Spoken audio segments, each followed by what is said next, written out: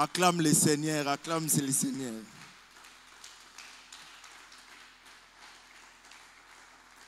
Que Dieu soit loué. Je bénis Dieu pour ce soir.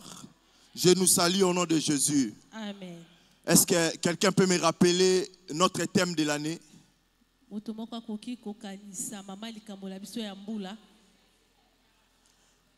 L'année des opérations surnaturelles par le Saint-Esprit. L'année surnaturelle, c'est tout simplement l'année de la gloire de Dieu. Quelqu'un me dit Amen. La gloire de Dieu n'est rien d'autre que la manifestation de la puissance de Dieu. Je pensais que j'étais en train de dire à quelqu'un que cette année des opérations surnaturelles par le Saint-Esprit, c'est l'année de la manifestation de la puissance de Dieu. Dans ta vie, dans cette église, dans cette nation, dans le monde entier. Aujourd'hui, cette année, c'est l'année où les enfants d'Israël, Moïse un matin, les a tous dit: prenez vos bagages, on va sortir de l'Égypte aujourd'hui. Ma prière est levée de mon cœur ce soir. Toute forme de prison sexuelle, financière, physique, intellectuelle, mentale, vous quittez au nom de Jésus. Vous quittez dans cet endroit au nom de Jésus. Je vous dis que vous quittez cet endroit au nom de Jésus. L'année des opérations surnaturelles, c'est le jour où le prophète Esaïe est en train de dire à son peuple: voici les ténèbres couvrent la terre et l'obscurité son peuple. Mais sur toi, l'Éternel s'élève. Laisse que Dieu puisse manifester sa gloire dans ta vie au nom de Jésus. Est-ce que quelqu'un peut acclamer le Seigneur pour cela? Que Dieu nous bénisse, nous pouvons nous rasseoir.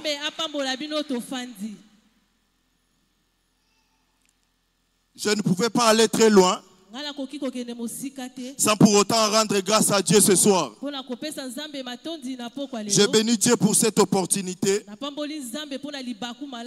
Je réitère aussi ma gratitude envers le couple Samano,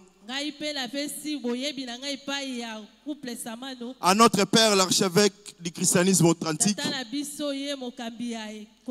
le prophète Élie Samano que je salue. Je salue aussi la prophétesse Nadine, à qui nous a porté le lait maternel dans cette maison. On était venus dans cette église comme, je ne sais pas, on était des païens dans cette église. Aujourd'hui, nous sommes. Je peux venir ici en train de prêcher et King Sam est assis pour me suivre. Quelle grâce. Je bénis le Seigneur pour sa vie. Longue vie à l'archevêque. Est-ce que quelqu'un peut acclamer le Seigneur pour l'archevêque? Je bénis le Seigneur aussi à tous les corps pastoral de la communauté des églises L'Amour de Jésus.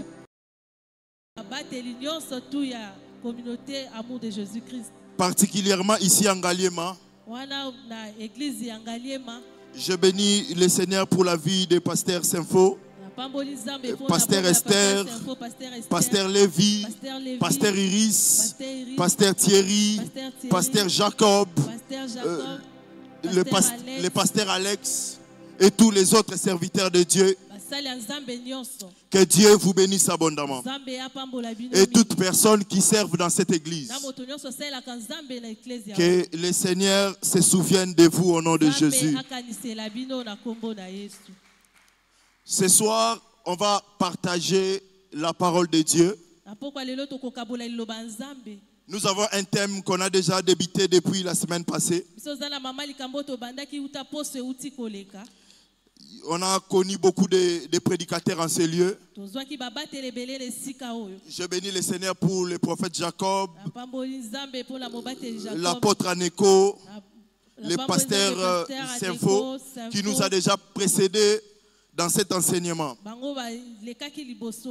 En tout cas, je bénis le Seigneur pour cela. Ce soir, je suis venu aussi ajouter une pierre dans l'édifice, dans ce qui existe déjà. Et nous sommes venus apporter une pierre afin de mettre aussi de l'équilibre en tout. Notre thème, c'est un Dieu saint, un peuple saint. Nous allons honorer la parole de Dieu. J'ai 3 textes de base que nous allons lire si nous pouvons nous tenir debout.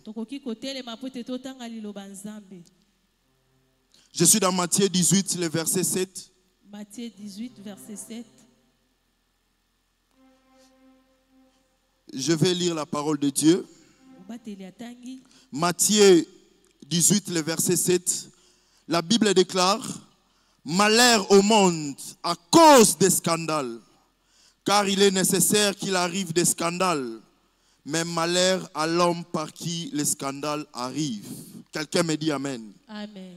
Je suis dans 1 Thessaloniciens 4, le verset 3 à 4.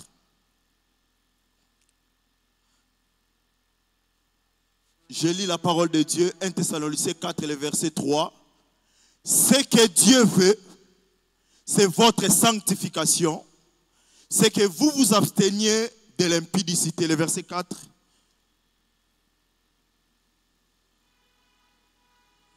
Le verset 4. C'est que chacun de vous sache posséder son corps dans la sainteté et l'honnêteté.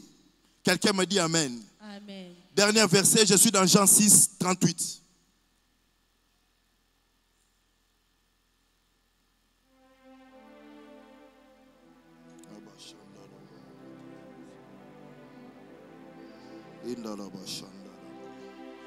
Jean 6, le verset 38, la Bible déclare: car je suis descendu du ciel pour faire non ma volonté, mais la volonté de celui qui m'a envoyé. Parole du Seigneur. Amen. Nous pouvons nous rasseoir.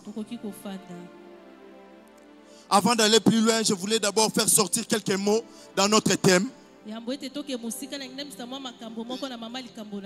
vis un Dieu saint, un peuple aussi saint.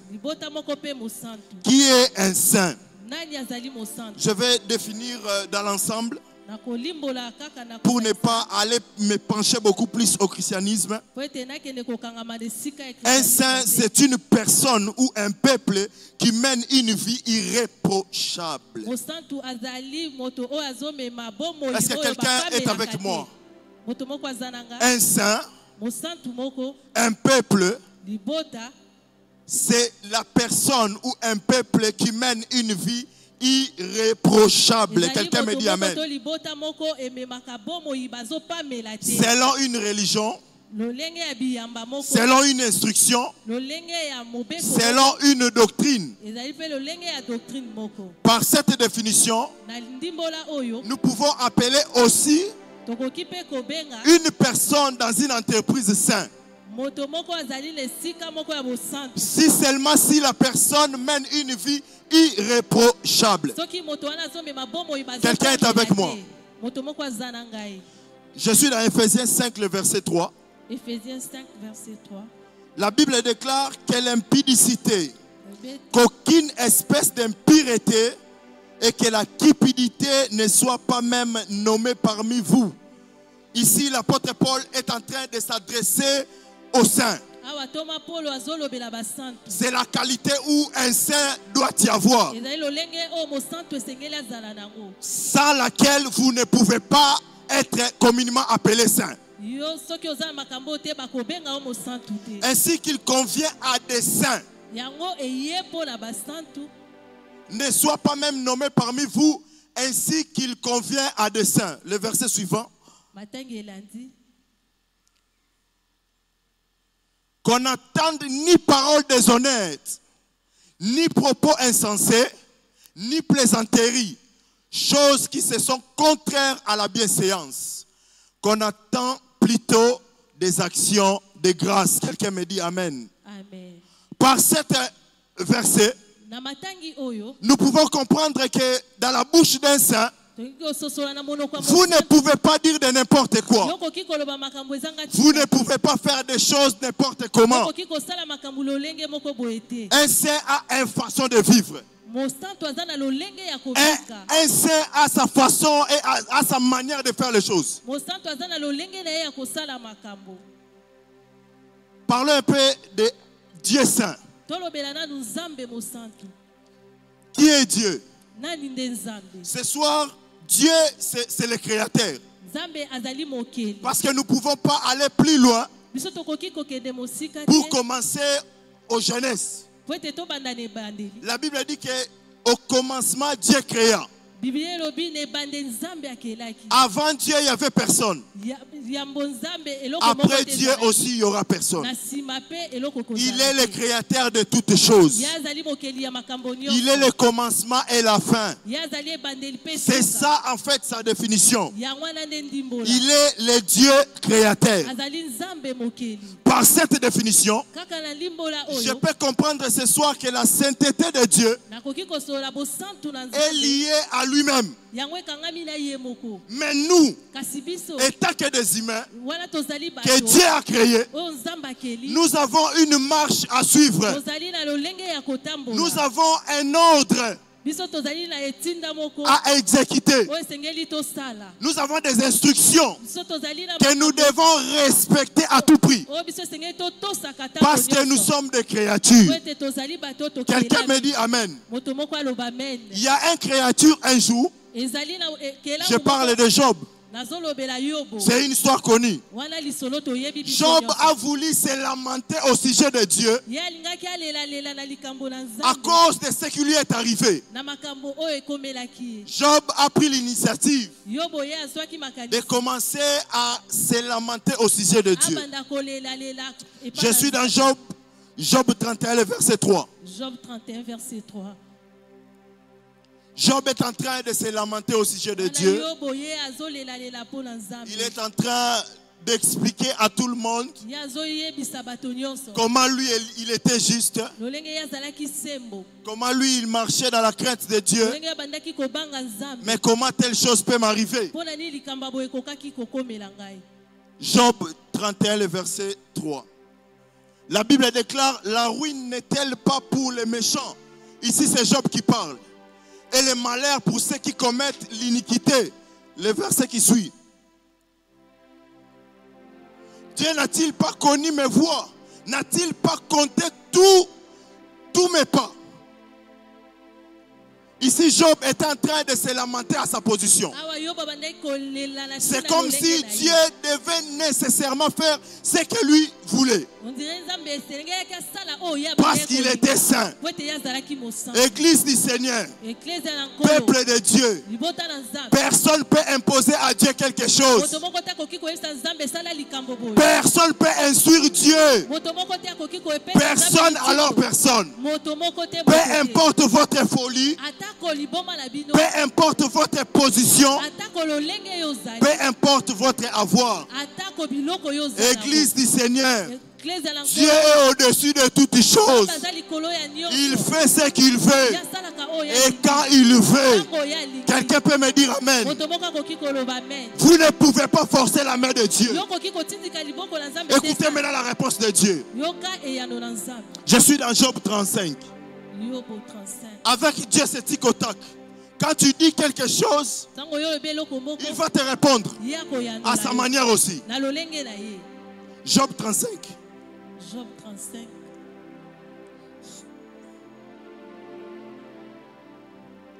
Job 35, 38 plutôt. 38, sorry. Je suis dans Job 38. Job 38. L'Éternel répondit à Job du milieu de la tempête et dit: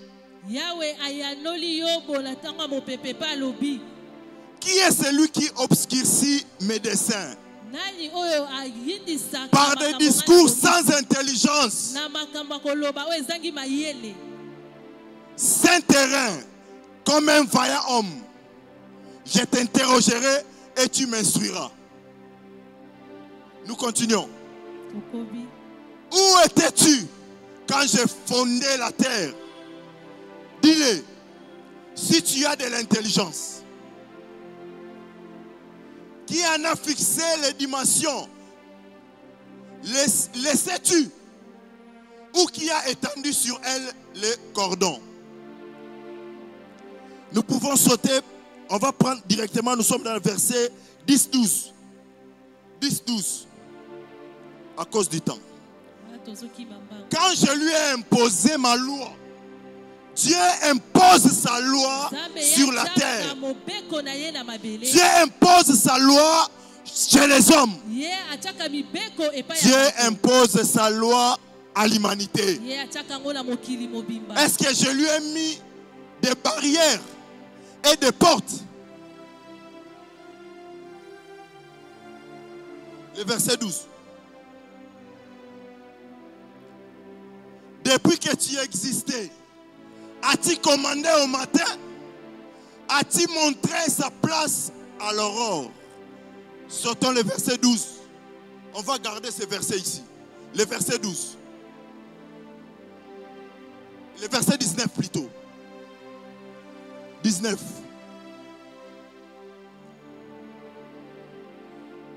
On va garder ce verset.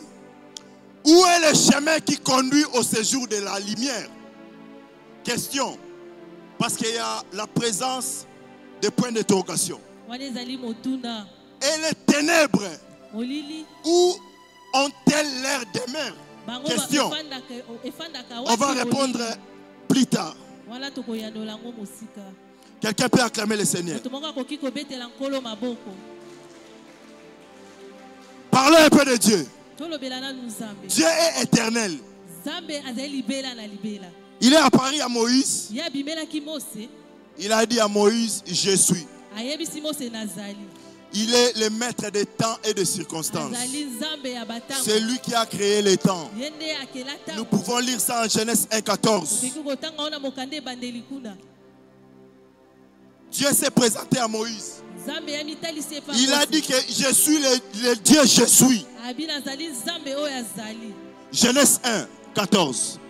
Dieu dit qu'il y ait des luminaires dans l'étendue du ciel pour séparer les jours d'avec la nuit, que ce soit des signes pour marquer les époques, les jours et les années. Ici, c'est Dieu qui commande au temps. Comme je disais tantôt, il est l'alpha et l'oméga. Il est le commencement et la fin. C'est lui qui commande. Un Dieu saint.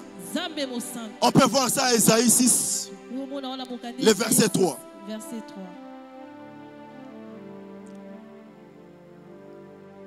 Ce sont des définitions de Dieu. Qui est Dieu?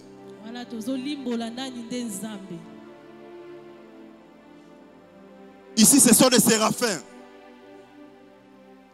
Ils criaient l'un à l'autre. Ce sont des séraphins. Et disaient, Saint, Saint, Saint est l'Éternel des armées.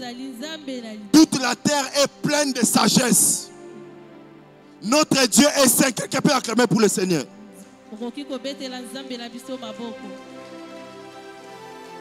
Notre Dieu est saint par rapport à lui-même. Comme je disais tantôt qu'on ne peut pas instruire Dieu. C'est nous que Dieu doit instruire. Quelqu'un me dit Amen. Quelqu'un me dit Amen. C'est Dieu qui doit nous instruire. Nous devons se compromettre à sa volonté. Nous devons devons se soumettre à sa volonté.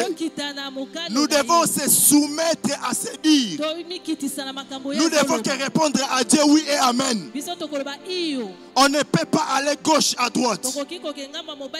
Jonas a voulu faire ce qu'il voulait. Nous connaissons tous la suite. Dieu n'a pas voulu tuer Jonas. Il lui a juste dit viens ici. Je te veux ici. Peu importe tout ce que Jonas a voulu. Il a voulu même se tuer. Dieu a dit à Jonas, tu iras à Ninive. C'est moi Dieu qui t'instruit. C'est moi qui t'a formé. C'est moi qui t'a créé. Tu dois faire ce que je te demande de faire. Nous connaissons tous la fin. Jonas est allé à Ninive. Chrétiens que nous sommes, si nous ne faites pas ce que Dieu nous demande de faire, êtes-nous réellement des chrétiens ou pas? Êtes-nous vraiment réellement des enfants de Dieu? Êtes-nous vraiment réellement des créatures de Dieu? J'en doute. Il est important que l'Église comprenne ceci. On ne se sanctifie pas seulement pour Dieu. On se sanctifie pour Dieu, pour soi-même et pour les autres. Amen. Je suis dans Colossiens 1,16. Colossiens 1,16. Pourquoi nous sommes saints pour Dieu? C'est ça la cause. Colossiens 1,16.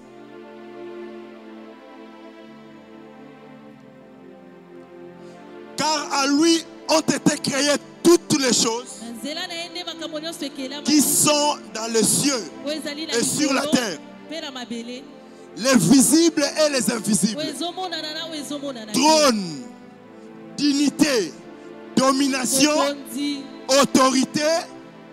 Tout a été créé par lui et pour lui. Même le diable que vous voyez, c'est Dieu qui lui a créé. C'est Dieu qui lui commande. C'est Dieu qui donne la permission. C'est Dieu qui commande même tous les esprits, même les esprits méchants. Quelqu'un me dit amen. Deuxièmement, pour soi-même. Je suis dans 1 Corinthiens 9, 27. 1 Corinthiens 9, 27. Je ne peux pas aller si vite sans pour autant mettre des bases, des fondements qui est la parole de Dieu. Parce que la sanctification, c'est aussi la parole de Dieu. Je suis dans 1 Corinthiens. La Bible déclare, mais je traiterai durement mon corps et je le tiendrai assujetti de peur d'être moi-même rejeté après avoir prêché aux autres. Amen. Tu peux m'interpréter, c'est très important. Amen. Mais je traite durement mon corps et je le tiens assujetti de peur d'être moi-même rejeté après avoir prêché aux autres. Église du Seigneur, pasteur, évangéliste, docteur, tout puissant, tout ce que vous voulez. Tu dois te sanctifier toi-même avant de prêcher les autres. Évangéliste, avant de prêcher les autres, prêche-toi toi-même. Voilà pourquoi le voleur a dit à Jésus, maintenant guéris-toi toi-même. Jésus n'a pas hésité. Jésus l'a fait. Il s'est guéri lui-même parce qu'il était ressuscité le troisième jour. Quelqu'un peut acclamer pour Jésus. Amen. Troisièmement, on se sanctifie pour les autres. 1 Timothée 4 et 12. On prépare aussi 1 Thessaloniciens 1, 7 et Jean 17, 12. 1 Timothée 4 et 12. C'est l'apôtre Paul qui est en train d'instruire, qui est en train de conseiller Timothée. Il dit que personne ne méprise ta jeunesse, mais sois un modèle pour les fidèles, en parole, en conduite, en charité. C'est ça l'amour. En foi, en pureté. C'est l'apôtre Paul qui est en train d'instruire à son fils Timothée. Tu dois être un modèle pour les gens que tu prêches. Tu dois être un modèle pour les païens, pour les attirer vers Christ. Ils doivent voir quelque chose en toi. Il ne viendra pas vaille que vaille. Il ne se reposera pas seulement sur tes paroles. Il doit voir aussi ta conduite.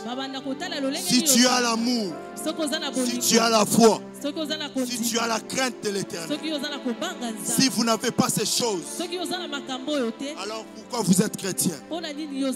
Quelqu'un peut acclamer le Seigneur pour cela. Amen. Parlons un peu de la vie chrétienne.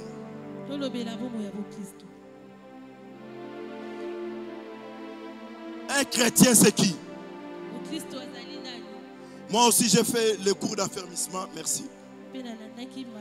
Nous, à l'affermissement, on nous a appris qu'un chrétien, c'est comme Christ. Je ne sais pas si je me trompe. Un chrétien. Église, un chrétien. Moi, j'ai appris depuis qu'un chrétien, c'est comme Christ. C'est ça un chrétien. La vie chrétienne, c'est une vie des gens mis à part pour Dieu. Quelqu'un est d'accord avec moi? Amen. Je suis dans Acte 11, 22 jusqu'au 26. Acte 11, 22 à 26. Sorry.